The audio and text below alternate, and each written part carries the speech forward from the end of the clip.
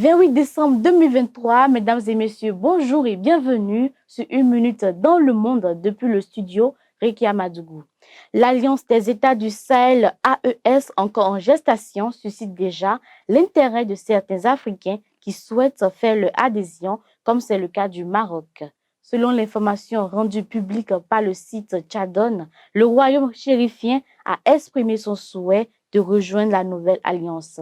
Comme raison évoquée, les autorités marocaines sont séduites par le dynamisme et la détermination des dirigeants de l'AES pour appartenir à un cadre de coopération économique et sécuritaire.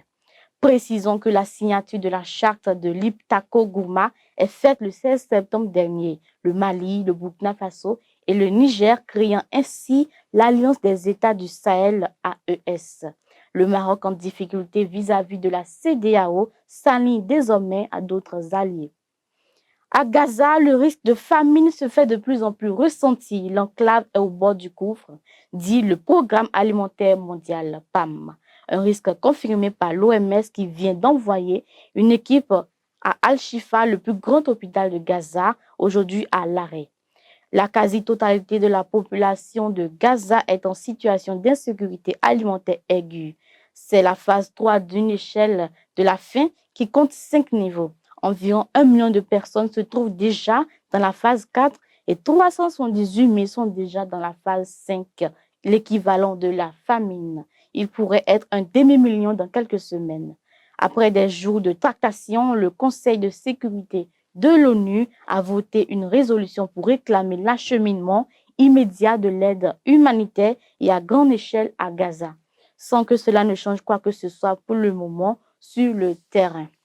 Dans le centre du Nigeria, l'État du plateau en deuil après les tueries du week-end.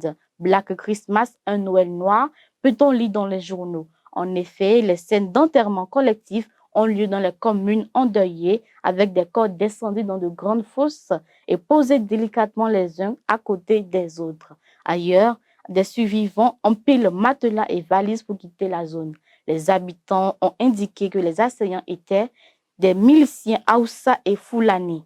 Mais pour le gouverneur Khaled Mouftouang, il ne s'agit plus seulement d'un conflit entre éleveurs et agriculteurs ou entre musulmans et chrétiens, mais plutôt d'une criminalité à grande échelle. Je cite, « Tant que nous n'aurons pas coupé l'offre en matière de parrainage de cette violence, nous ne pourrons peut-être jamais en voir la fin. » Fin de citation, a-t-il prévenu. Carnet noir pour finir cette session d'information, Jacques Delors, l'ancien président de la Commission européenne, est passé de Via Tripa hier mercredi 27 décembre 2023 à son domicile parisien dans son sommeil à l'âge de 98 ans.